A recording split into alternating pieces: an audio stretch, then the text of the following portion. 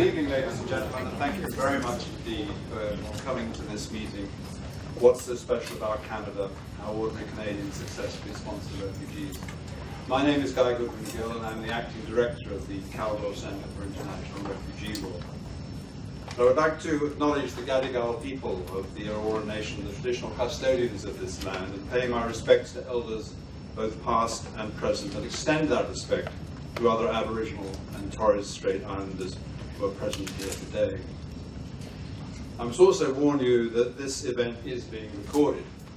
If you would like to ask a question or comment and would prefer that it be omitted from the recording, please do see us after the event. It gives me a great deal of pleasure indeed to welcome here tonight Professor Audrey Macklin. She is the director of the Centre for Criminology and Socio-Legal Studies, holds the chair in Human Rights Law at the Faculty of Law, and teaches in the School of Public Policy and Governance at the University of Toronto. She brings with her a wealth of experience across the refugee field. From 1994 to 1996, she was a member of Canada's Immigration and Refugee Board, where she adjudicated refugee claims.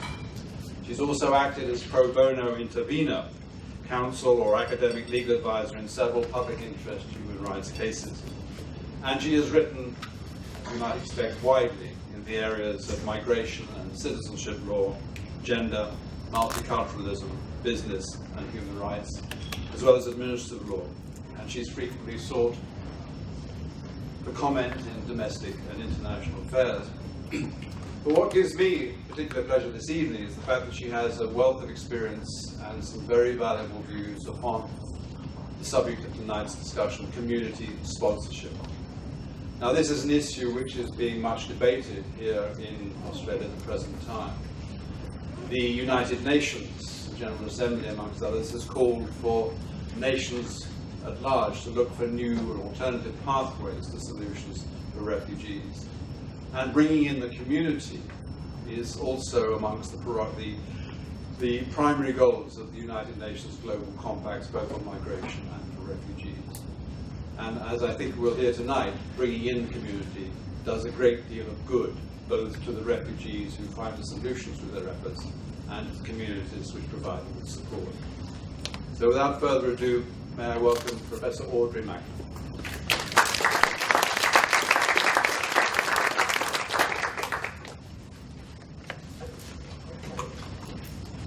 Thank you very much for that warm welcome. And I'd like to thank the Calder Centre for this wonderful invitation to speak with you this evening. I thank Professor Goodwin-Gill for the invitation and Francis Boone for all of the organizational work that went into enabling me to be here. So I am going to speak about Canada's private sponsorship of refugees regime, which is unique in the world. And maybe a good place to start is with a meeting in March 2016. About 300 people showed up in a church hall to meet with a member of Parliament. And they were there, mostly middle-aged, middle class. I know that because I was one of them. And they were there to air grievances with the MP. And that's not unusual, of course, because that's often what local citizens do. They complain about one thing or another and raise concerns and protest what the government is doing or failing to do. And on this particular evening, the complaints surrounded refugees. And that, in turn, is not unusual either. I think all over the world, lots of citizens are gathering to protest to the government about refugees. But what was distinctive, I think, about this meeting is that they were complaining not about keeping refugees out, but bringing them in faster.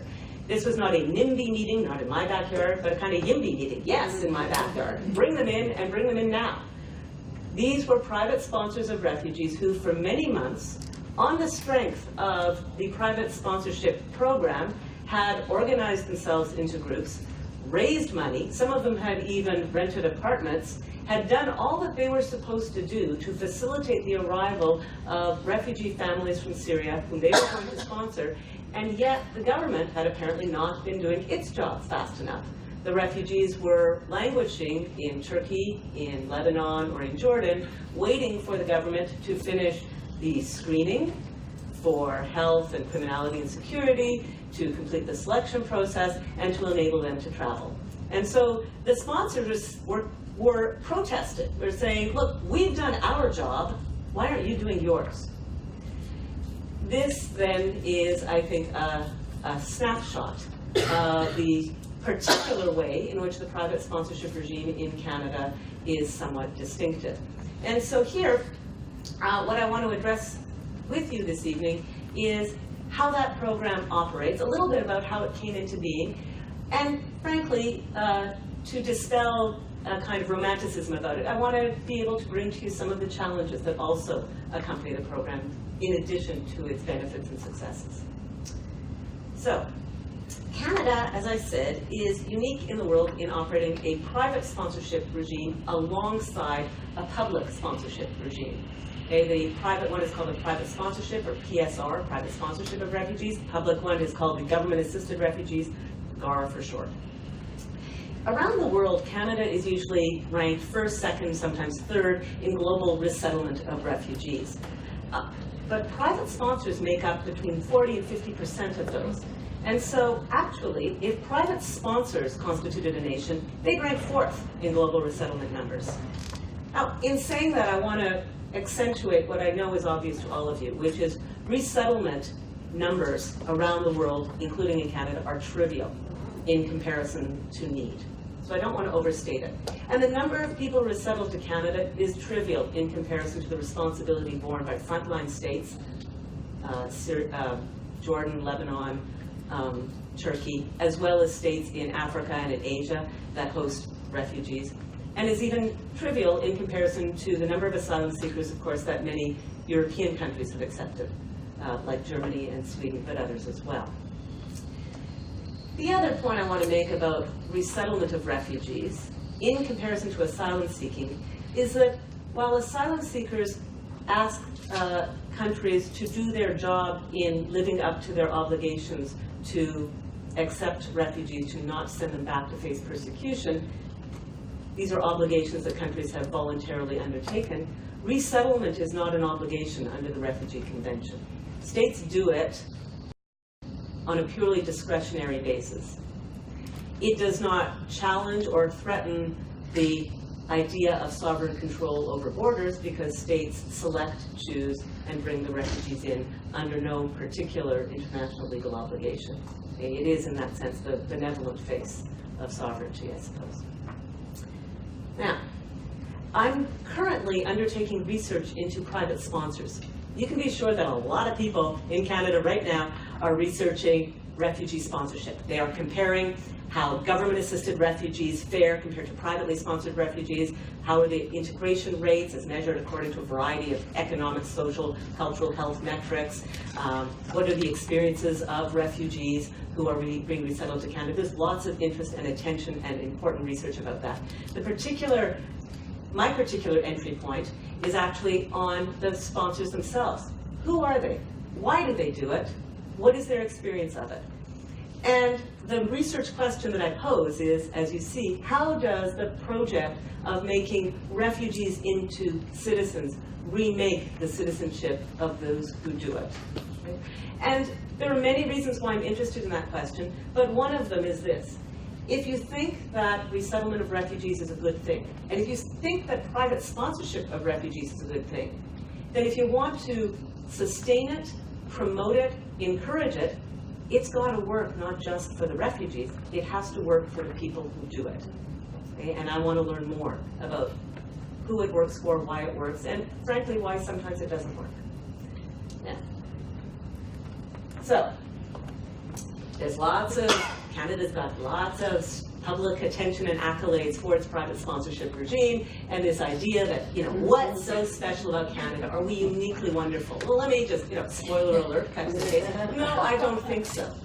I think that the capacity, the capability to mobilize ordinary people to engage this way, and to engage in related ways, is not somehow uniquely related to the Canadian character, as it were.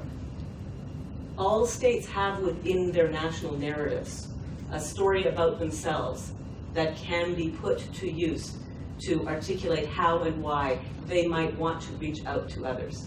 Canada's is different, perhaps, than other countries, so not so different from Australia's, but you can look at how Germany responded, at least initially, to the arrival of hundreds of thousands almost 1 million Syrian refugees, and how Angela Merkel drew on a national narrative about Germany to do that. Not as obvious, a different kind of narrative, to be sure.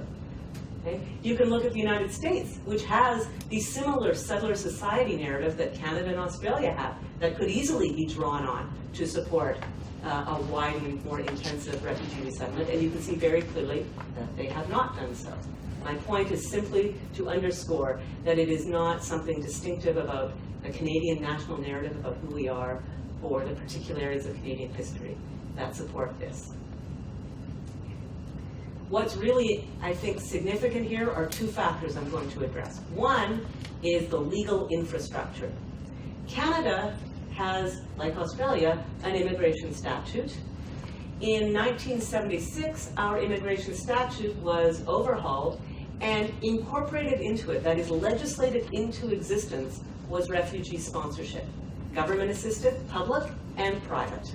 Okay? So it was made into law as a possibility.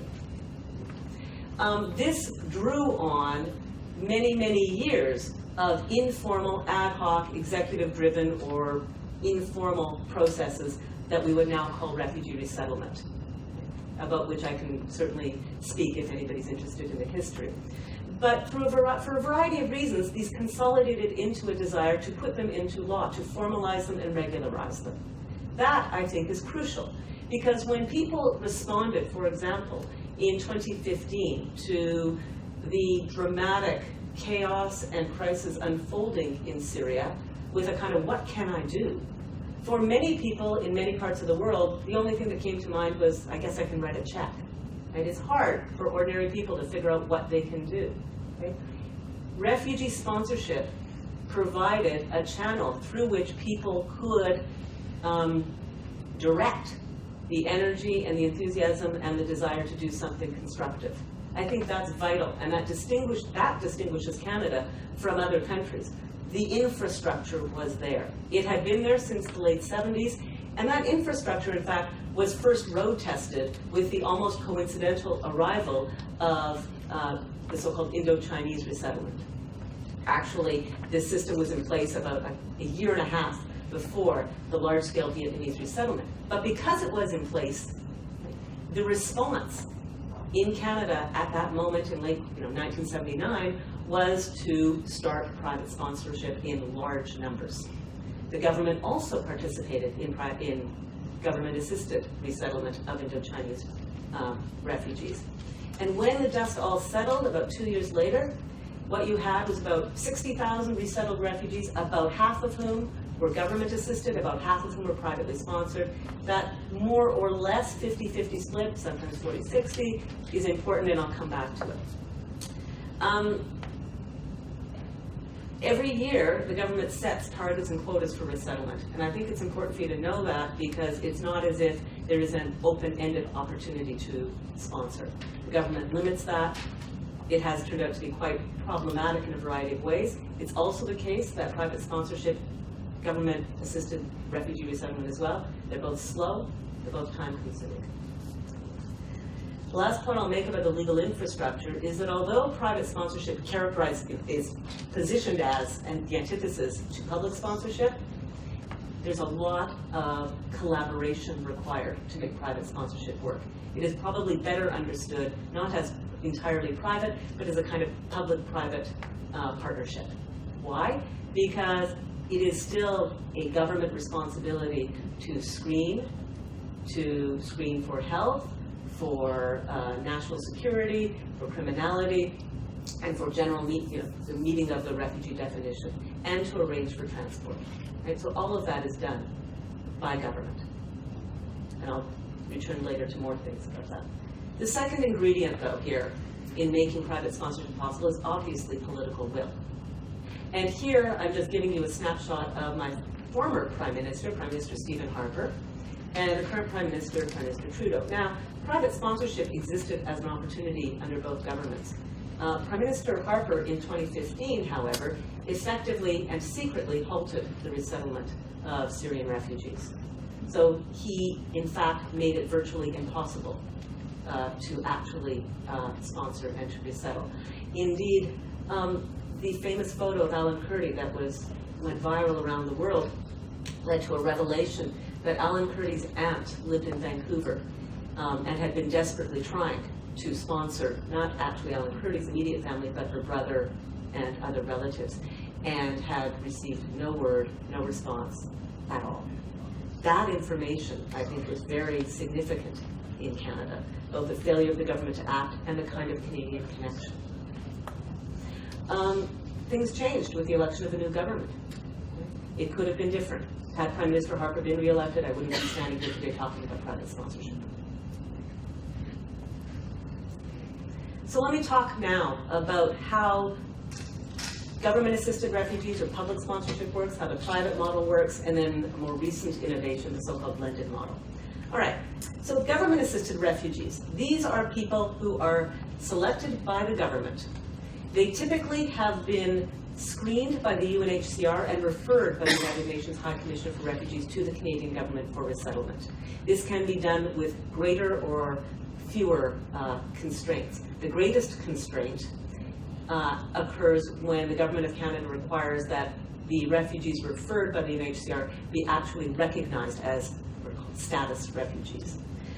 That imposes a major obstacle to resettlement because in the countries where the chaos or the crisis is the greatest, the UNHCR has the fewest resources to actually do refugee status determination.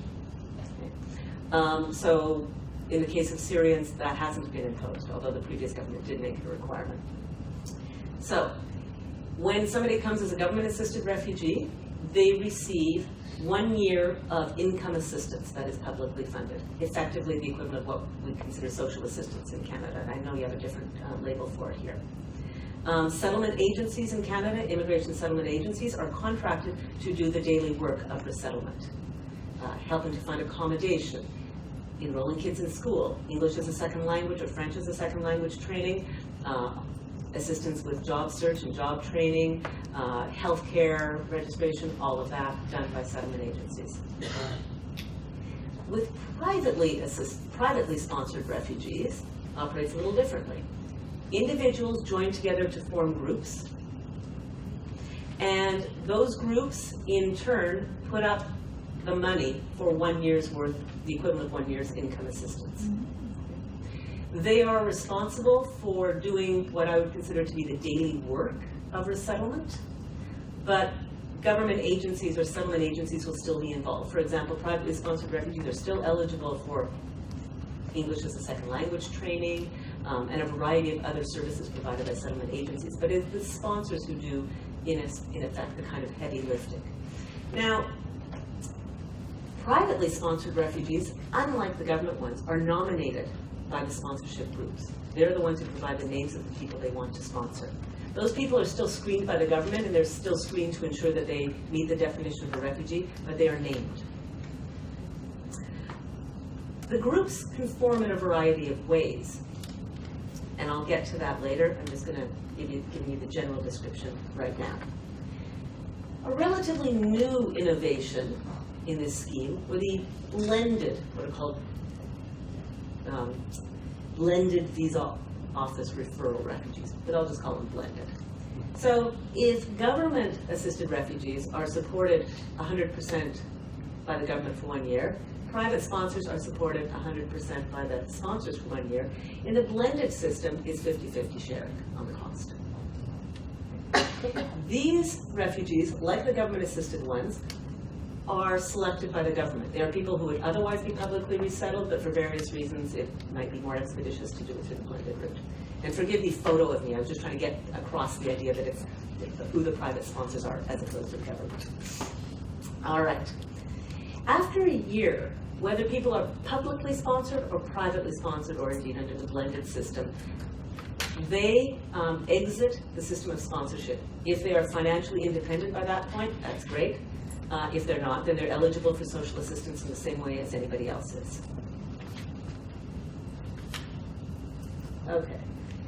So here's how the numbers have shaken down with the Syrian resettled refugees between the arrival of the new government in November 2015 and the end of December 2017. So you can see that it's about half are purely publicly sponsored, and the remainder are mostly private with some of these blended BDORs in there. The blended is kind of hard to locate, right? Literally, it's 50-50, so it's an open question as to whether you consider it public or private, and if you're both. Okay. Now I want to talk about how sponsorship groups form. So how do people come together to do this? There are 3 ways. Okay. The first is what's called through a sponsorship agreement holder. So I described to you how this system came into being officially with the 1976 Immigration Act. But in fact, for many years earlier, there were ad hoc, relatively informal schemes for resettling people who we would now consider to be refugees. Many of those initiatives were led by faith-based organizations, many of them churches, also the Jewish Immigrant Aid Service in Canada, and a few others. So you have faith-based organizations who would come together to do this. And you can imagine that they have an existing structure, an existing organization, and they know how to get things done.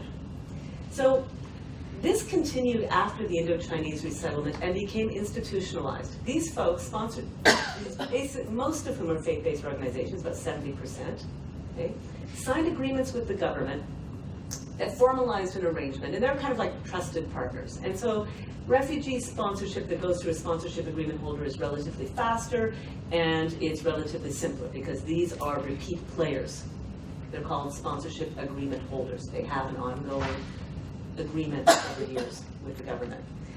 People can sponsor through sponsorship agreement holders by becoming what are called constituent groups. So let me explain this. So I'm a member of a group. We decided to sponsor a refugee. We approached the Rosedale United Church. I'm not a member of the Rosedale United Church. In fact, nobody in my group is a member of the Rosedale United Church, but the United Church of Canada is a sponsorship agreement holder, and through that, all the parishes of the Rosedale, of the United Church, can participate in refugee sponsorship. They in turn will work with groups who want to constitute themselves and work under their auspices. We have the benefit of their experience, their organization, and they kind of have a system, and we plug into it. Okay? So that's how a sponsorship agreement holder operates. Individuals can form groups of a minimum of 5 people and work directly with the government. Okay? So it's a little more complicated. Typically, groups of 5 are less experienced, and the government demands more of them. Okay? But that's how many groups have also formed, groups of 5. And here you have community sponsors. So this is similar to groups of 5, except that it might be an organization, an association, some kind of corporation that does this. In all of these cases, what becomes important is that the groups raise the money, certainly under our sponsorship agreement holder requirements, we put the money in trust for the family. We then are presented with the possibility of sponsorship. In our case, we signed up for a blended sponsorship, so we were presented with a family that we could sponsor, okay, and we said sure. Okay. In other cases, you might name the family. As I said, if you're an ordinary private sponsor, it can work in a variety of ways. I'll say that my experience was a little bit anomalous because we agreed for the blended system, but the family that we were to sponsor got held up, and we were waiting and waiting and waiting, which was very common, kind of thing that led to that meeting in March 2016. And in the meantime, another family who was being sponsored by another group experienced what was called a kind of sponsorship breakdown. Things weren't working out. And there was a kind of message that went out and said, would you be willing to take on this family? And we said, sure. And that's what we ended up doing. We took on that refugee family. The ones we initially signed up to sponsor, still a much longer delay before they arrived, but there was another sponsorship group that took them on when they arrived in Canada. So here, what I want to show you is how much money you have to put up in Canada for this. And roughly speaking, I'll just tell you that it is the equivalent of 1 year's income assistance if you are to go on social assistance in Canada. And by Canadian standards, it's not a lot of money. And one of the learning experiences of sponsors is how incredibly tough it is for anybody to survive on that minimum income that people are expected to live on in social assistance. That difficulty is exacerbated in large cities like Toronto, where the cost of living is particularly high. For the low income, but this calculation is done across the country, wherever you live. All right, but there you have it. So that's how much money has to be raised. Right, what do they do? What do sponsors do? And here, let me just say, reception. You welcome them at the airport. So there were lots of photos of people going to the airport with signs saying, "Welcome to Canada," to meet the family that they were sponsoring. It's important, and it's a really kind of meaningful launching point for a lot of people. It's one of the challenges early on is accommodation. Often you might secure short-term accommodation just so that people have somewhere to be. But the challenge of accommodation is finding a place that is affordable, a place that is hopefully not too far from where the sponsors live, right? So that there can be ease of communication and contact. Right? That's really hard in a place like Toronto where I live, because candidly, most sponsors are middle class. And the kind of income that I just described for you is not enough to get accommodation anywhere in a middle class neighborhood. Okay? Some people have extra accommodation that they can give up, but that's not usually the case. Okay? So accommodation is a real challenge.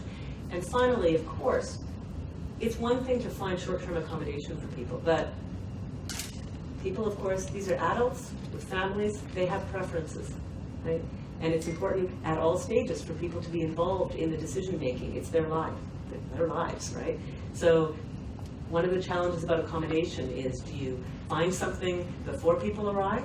Do you wait until they arrive and then sort of find something short-term and then look together for longer-term accommodation? It's just one of many challenges. Orientation, what's involved there? Well, obviously, getting to know all the members of the group, introductions, finding interpreters and translators, which can be a significant challenge. Explaining money flow, budgeting, where to buy groceries, transportation, how to get around. Connecting the refugee family with settlement services. As I said, they are entitled to, and it's really important to have access to settlement agencies. It's important for the sponsors too. Okay. Documents and services. So right away, there's just a slew of bureaucratic tasks to be accomplished. These include things like a social insurance number, getting a health card for people, opening bank accounts, something called a child tax benefit. Healthcare, finding doctors, dentists. These are huge, big challenges.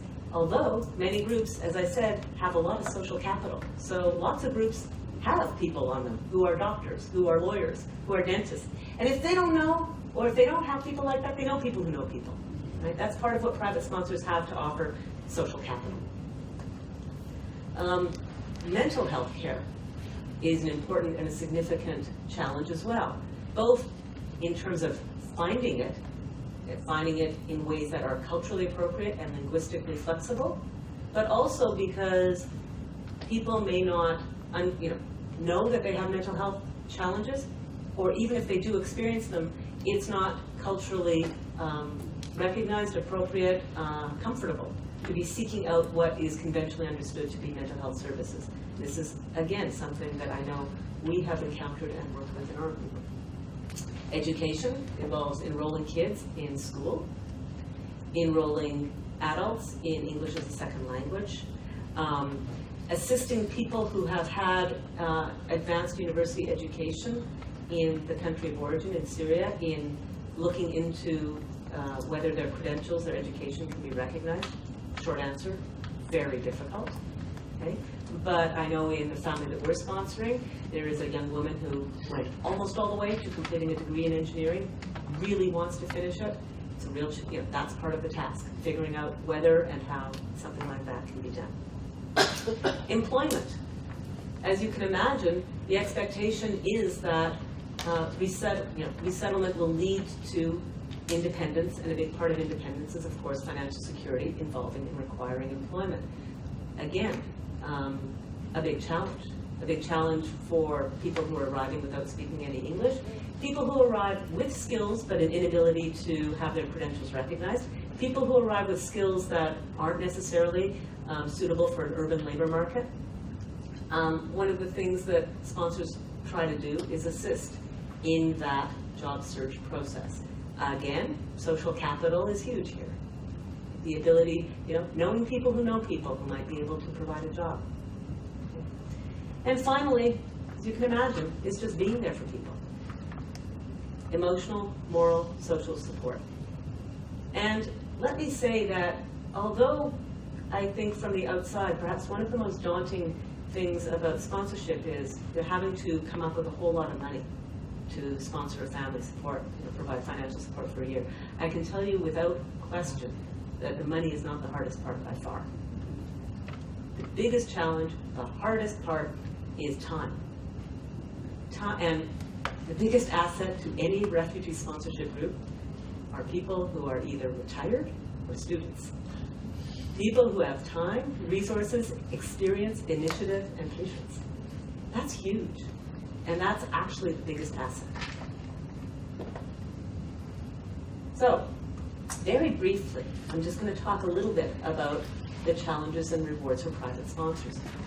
I say this on the assumption that you can anticipate what the challenges and rewards are, the benefits are for refugees themselves. So, but briefly, right? The benefits to resettled refugees of the opportunity to start life again in safety and security for themselves and their families is enormous. Right? It's hard to overstate that. The life of any refugee, though, poses extraordinary challenges. And even those who are resettled, who have the benefit of a kind of support and assistance that asylum seekers often don't have, will still experience enormous challenges of adaptation, of integration, of the sense of guilt and responsibility to those left behind. Those are all there for people who are resettled. I think what is remarkable is how well so many of them do. How much commitment, how much initiative, how hard they struggle. Not every story is a success story. Right? Lots of people, most people I should say, aren't fully financially stable or independent after 1 year. I think that shouldn't be surprising, and nor should it be a sign of failure. I think it is just to be expected. I think what is remarkable is how well so many people do. Lots of people have asked from the outside or assumed that, and there's some reason, I suppose, why this is a popular idea, that privately sponsored refugees do better than those who are government assisted. In part because of the social capital that private sponsors can in effect transfer to resettled refugees. I think it is too early to say much about that. Okay? There has certainly been some preliminary evidence about it, and there's every reason to imagine that the integration process is facilitated when you have a support group around you who are devoted, dedicated to assisting you, and frankly, you only. But a few things to think about here. One is that privately sponsored refugees at present are typically more highly educated and in better health than those who are currently publicly sponsored. And that was a choice made by the current government, that those who were going to be needier and those who might require more intervention and longer-term support were going to be publicly sponsored because it wasn't obvious that all private sponsors would be up for that task. So if that's the case, though, it means that you're not comparing the same cohort when you compare the outcomes for government-assisted and privately sponsored. Okay, so that's just one thing to keep in mind. Okay? It's not conclusive. The evidence is still yet to be gathered. And I would also say that if you're looking for measures of what we call success, however you measure that, by whatever metric, economic, social, how the children do, health, all of those things, it's important not to have too short a time frame. Asking how people do a year or 2 years hence is kind of unfair. You want to look at 5 years, 10 years. And that you have to have a commitment to a long-term view, I think, to sustain that. All right, so with all of that said, I just want to talk a little bit then about the challenges and rewards for private sponsors, at least what I've picked up in my research so far. Okay. So as I said, time is more important than money.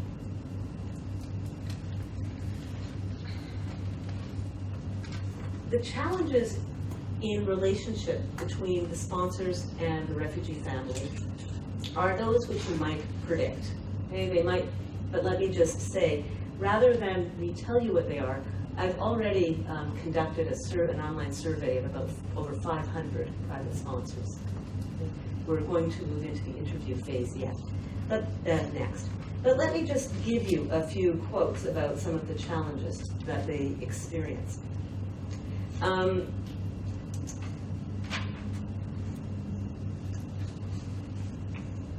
One said, big challenges for the women in my group were gender roles and treatment of women by Syrian men.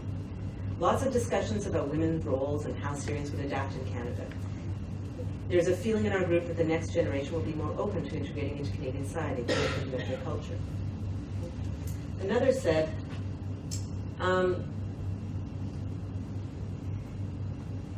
overall, this has been a positive experience. I've been frustrated with one issue, and that was the determination of 3 members to get driver's licenses and then a car. But this sounds incredibly trivial. I can tell you it comes up time and again. Right? Their budget doesn't really support this, especially the car. They would not take advice, and we just don't discuss it with them, deciding that they have the right to make their own decisions. However, for us, it seems like a waste of money. We are worried about their budget when their sponsorship ends in a few weeks.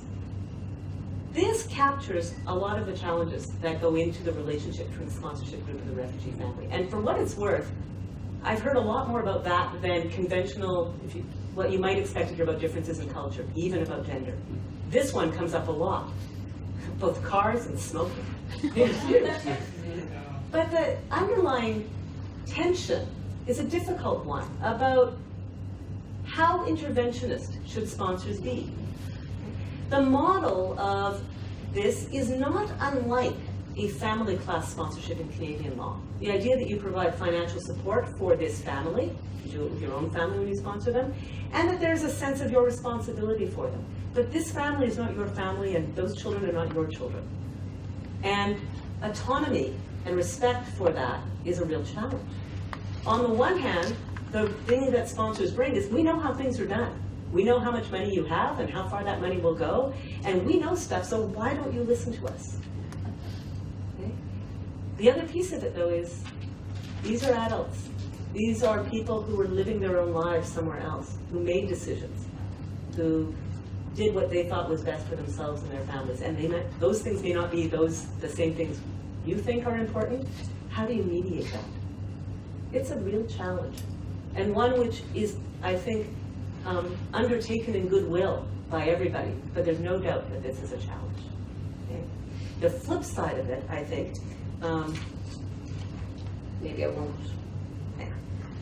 won't read you a quote about it, but the flip side of it is simply the concern about fostering dependence, right? Doing too much for the family, and the family not necessarily acquiring the skills to take responsibility for certain things that some people in the group think they ought to be able to. That's a real source of tension as well. And indeed, a really big source of tension, or a big challenge, is not actually so much about the relationship between sponsors and the family, but the relationship among the sponsors, who might have very different ideas about that. And when you think about it, it's not surprising. People come together and form groups. They may be, and this is what the research shows, they may be a friendship network, they may be members of the same religious community, they might all have kids in the same school, in the public school. In my case, our group was a dog walking park group. Now, I don't even own a dog, and I was just kind of a hanger-on. I was the sister-in-law of the guy, my brother-in-law walks dogs with a bunch of people in the park. They all got together and said, why don't we do this? And then the rest of us piled on. Right? But whatever the basis is for that commonality, dog walking, which, let me do a little footnote here. So these are all people who love dogs. There's another cultural issue around dogs. Right? Having to realize that many people in the Middle East see dogs as a real menace, right? So there's a whole little cultural issue to be dealt with. But they know each other well, but not that well. When was the last time you sat in your living room with 15 people and decided to undertake a common project, right? And most people are, of course, motivated by goodwill and a sense of can-do initiative, but that doesn't mean that you know how to resolve issues, how to organize yourselves, how to divide labor, how to manage or mediate conflict. Big challenges. And again, I want to say that they're not with the family. They're about how you go about doing things. And that actually turns out to be a big challenge. And I will say that probably the biggest complaint, as I read through the survey responses, is not surprisingly that not everybody pulls their weight equally. Okay? And that's also unsurprising, not just because commitment can fall off, and it will fall off for a number of reasons. One is that people have different opinions about how things should be done, and people who disagree strongly might just pull back. Another reason is this lack of appreciation for how much time is involved. And so lots of people step up with the money, but they don't necessarily have the time to contribute to it. And here I'll be completely candid. I am not the most active person in my group. I have a full-time job, and I just don't seem able to, have as much time to do the sorts of quotidian, crucial tasks that some of the members of the group do. And the burden falls disproportionately on them, and we know that, right? And we try to manage that, but there is no doubt about that. And that's something that has to be managed and anticipated. Here's something that isn't so much a challenge for individual private sponsors as it is an institutional challenge for the whole scheme of private sponsorship. And here it is. If you were somebody who had been resettled from a conflict zone with your family, with your immediate family, and you're just starting to get on your feet, what's the first thing you want to do? Okay? The first thing a lot of people want to do is find a way to bring the rest of their family. And how that manifests then is by people who have been settled, sponsored, approaching sponsors to now sponsor other members of their extended family. And by telling you that, I think I've already given you an insight then into how it's so easy for private sponsors to actually name people they want to sponsor. This is the main route. The Syrian sponsorship disrupted it temporarily. There are many, many people who were sponsored sight unseen, as it were, with no particular connection to Canada. It was a temporary disruption, but it's already, the echo effect is in full swing already. That's something for private sponsors to think about. Okay? Do they want to continue sponsoring? Do they want to sponsor into the future? Do they want to undertake more of it? Here is a source of continuing kind of requests. This is a bigger problem for the whole program, though. That's why I say I put it under challenges for sponsors, but it's really an institutional challenge. Because very easily and very quickly, a system of private sponsorship of refugees can become dominated by the echo effect. And that is what I call a normative question about how you go about allocating spaces. To who has the most legitimate claim? Who wants to make that decision? Should it be people who are the most needy, according to some metric of need? Should it be people who have family already in Canada, either because of the people in Canada and their legitimate desire to be reunited, or perhaps because the resettlement process is often easier for people who have family already in Canada? These are really difficult questions, which our current system candidly doesn't quite address yet, properly in my view. What's on the plus side? Well, let me just tell you.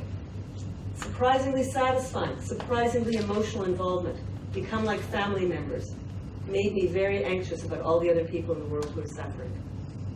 It has been a wonderful, eye-opening, enriching experience that has left me with 6 people who now feel like part of my extended family. It has been a wonderful experience, challenging for sure, but I wish every Canadian would get involved. I'm surprised by how few people are doing this. And on, right? You hear people speak about what a transformative experience it has been for them.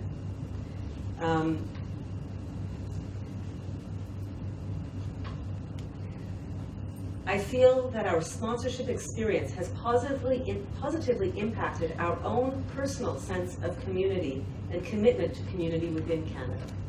And I want to pause on that one because for me, that's a big part of my research question. It's not just what does Canada do for refugees? Or even what do refugees contribute to Canada?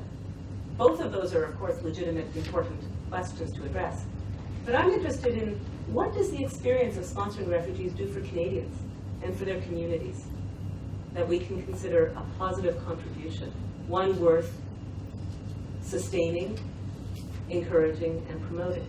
And my point here is that there is something about refugee sponsorship that is not just good for them, but good for us, or can be good for us. It is, for me, kind of remarkable that the conventional story about when communities come together and mobilize and sacrifice to perform an act of civic virtue, it has historically often been in times of war, when people gather together and mobilize in the service of defending against the enemy other. And what is remarkable, I think, about private sponsorship is you get that mobilization, that sacrifice, and that working together, not in the service of combating the other, but in the service of embracing the other. And I think that's the most remarkable aspect of private sponsorship.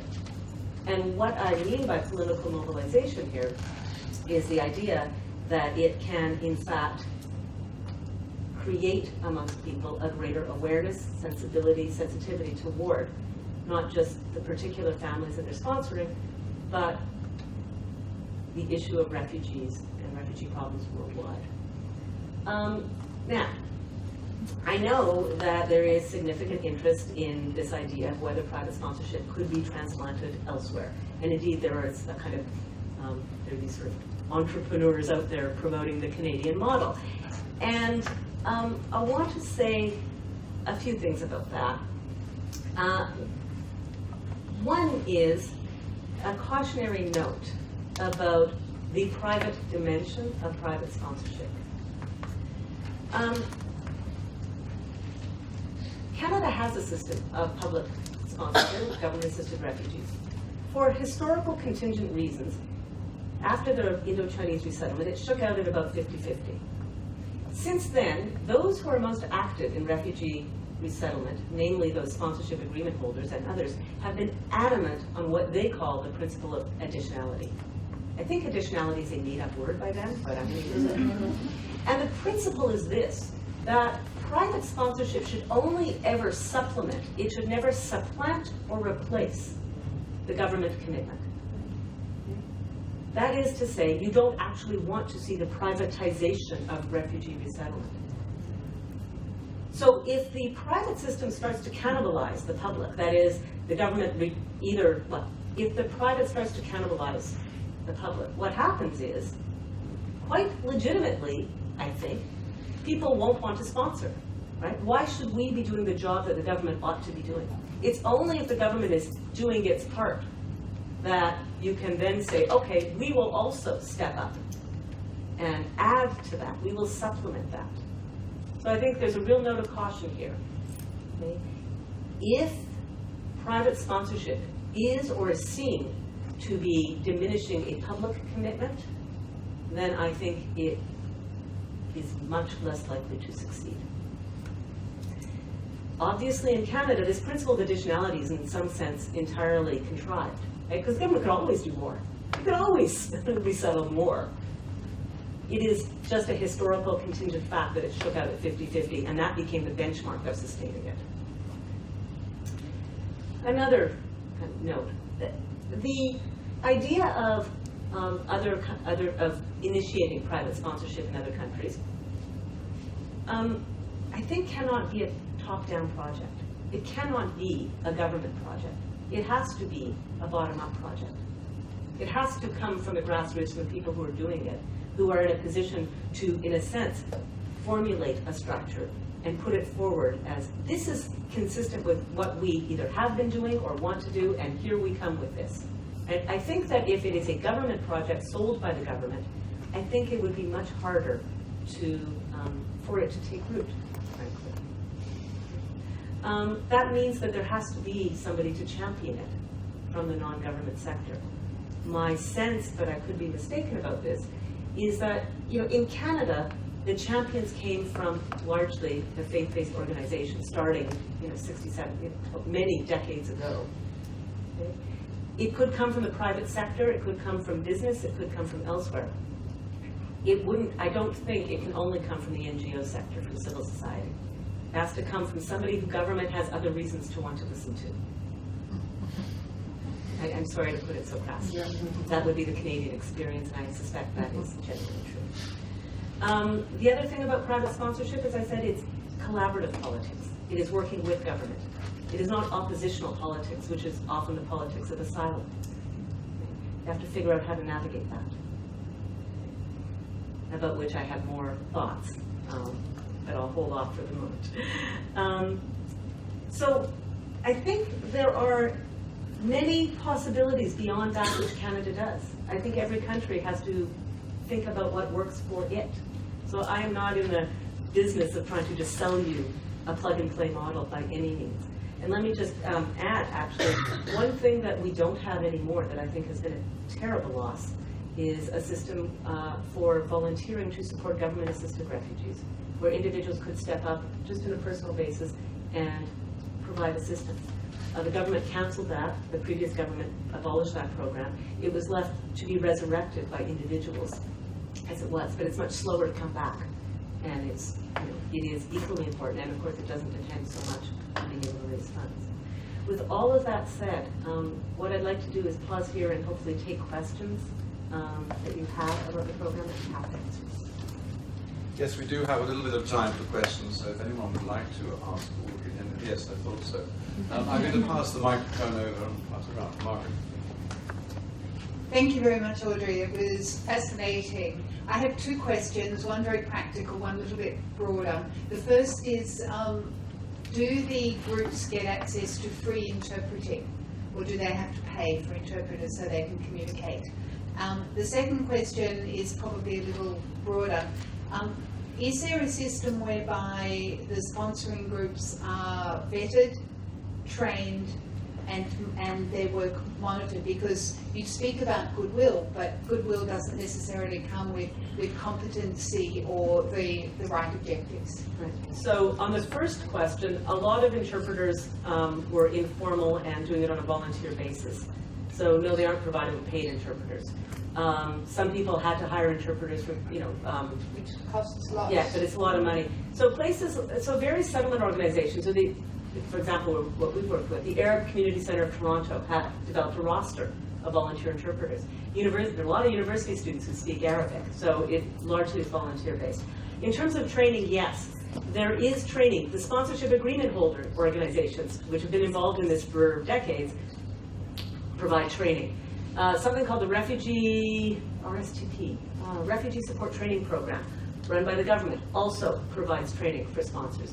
Is the training enough? Is it adequate? I mean, those would be questions about which people might disagree, but there is training out there. And vetting and to monitor. And they are vetted, yes. Yeah. You have to go through a police check. You have to, as I said, you got to put up the money, right? In our case, let me just say, when we put up the money went in trust. When the family arrived, we helped them set up a bank account, and the money is theirs. I think it goes in every month. We don't control the money. We don't say, well, if we're not going to let you spend money on this. That's not how it works. Or that's not how it works. Yes, I just wanted to ask a little bit following up from that question about the vetting of the groups. How do you keep out people who are unsuitable, totally unsuitable? And then when the groups are doing their resettlement work with the asylum seekers, refugees, how do you keep those private groups accountable? What sort of possible complaint mechanisms are there? I mean, it's a minefield, it seems to me. I have an organisation of small private groups who do holidays as homestays, short homestays, less than a week, with asylum seekers here. And there are any number of questions about vetting and training and accountability of those groups. So I would imagine in this issue, which is long-term, permanent, and really, really big time compared to ours, you have to have some kind of thoughts along those lines at least. I confess, and I mentioned this to Guy before, it's remarkable how little oversight there is. And there could probably be more. So in terms of unsuitability, I'm not sure what the criteria for that would be.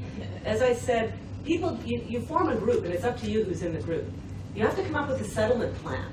So you have to demonstrate an awareness of what needs to be done and what you're undertaking to do. Everybody goes for a police check, but that's a fairly low threshold for suitability. You can imagine that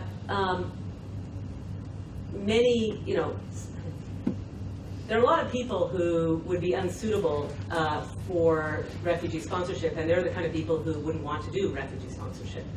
I think that groups often are kind of responsible for trying to manage, each other. Most of the groups are quite a bit larger than 5. So I said the minimum there is a group of 5, but they tend to be much larger than that. And I imagine that there is a fair, in various groups, a fair amount of groups kind of self-regulated. But some sponsorships do go off the rails. As I said, the family that we sponsor there was a sponsorship breakdown. And what happened there, for example, is that the sponsorship, the folks who were sponsoring them really kind of abandoned them.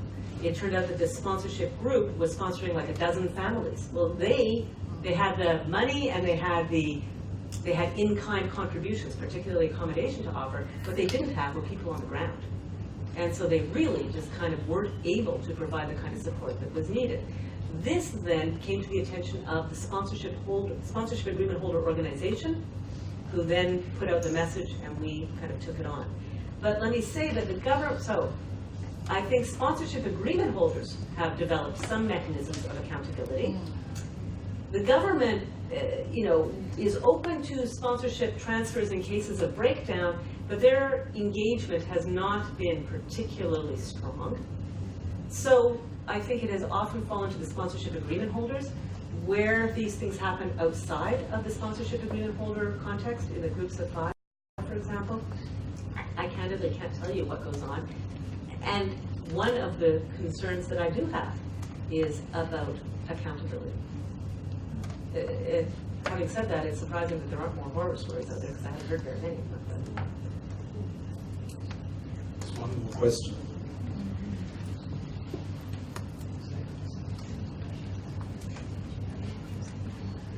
Graham Thompson, Amnesty International. Also had a double-barrel question as well. First one, very practical. You talked about costs.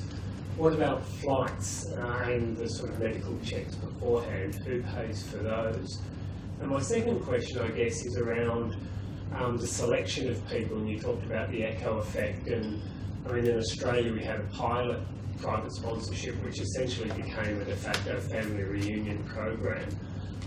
But now Australia is much more prescriptive in terms of you have to resettle or take people from particular countries. Australia has set countries, so if somebody wanted to sponsor a Rohingya, you could, because Australia is not resettling Rohingya.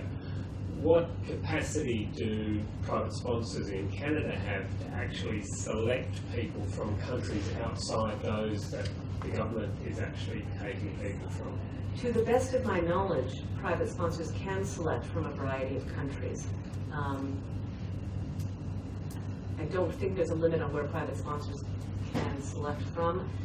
Government-assisted refugees tend to come from those that the government has prioritized. And so, for example, I have there are refugees who've been resettled from Manus Island to Canada. Not many. Not many, but just to give you that example. I think 2, frankly. And your other question was about flights, and medical checks. So the government pays for the medical exam, but I'm glad you asked about the flights. there is a transportation loan. And so refugees are responsible for repaying the transportation loan. The government pays and then they have to repay. And they have to start repaying within about a year. And there have been calls to waive the transportation loan. Because you can imagine what a hardship that is for people. But the government has resisted that. They've only imposed, it's an interest-free loan, and they've delayed the onset of it, and you can devise a payment schedule for it, but they refuse to waive it, despite continuing calls to do so. What is remarkable is that the sponsored transportation loan repayment rate is something over 90%. And that tells you something. But it also comes at the cost of necessities of life. Okay, so I wouldn't, the 90% repayment is not a message to see, they got no problem, they got money, they can do it. It's how committed and dedicated they are and how seriously they take the loan. But I know it comes at heavy cost. Thank you very much, Audrey. I'm sorry that we're going to have to wind this session up, because quite clearly this is a conversation which could go on much longer. Especially grateful for this heartening and encouraging presentation that you've given to us. The emphasis on collaboration with government, above all the emphasis on community. I'm particularly interested also in your research question and how it will work out, because it does seem to me that link to citizenship is so important, and it seems to me that link springs primarily from community, which is rightly the heart of citizenship, rather than the rather abstract, which is the state, the nation state today. So I think it's going to be fascinating to see what emerges from this deep inquiry into the role of community. So thank you once again for a most encouraging presentation. And even if we conclude that Canada is not unique, we certainly know by now that it's very, very special. Thank you very much.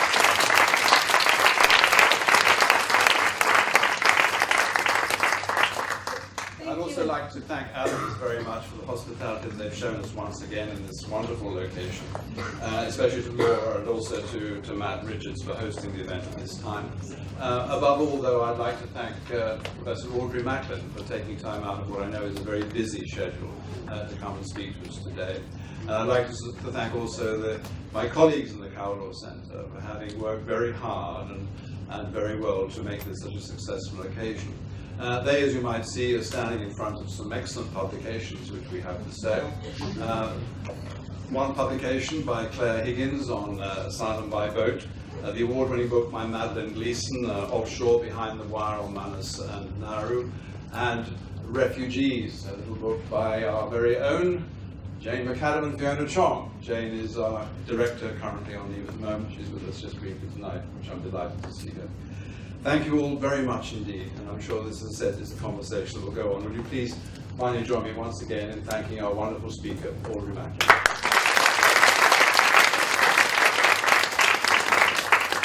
I apologize, I spoke too long and left too little time for questions, but if you have questions, please do feel free to contact me by email as well. Thank you. Thank you.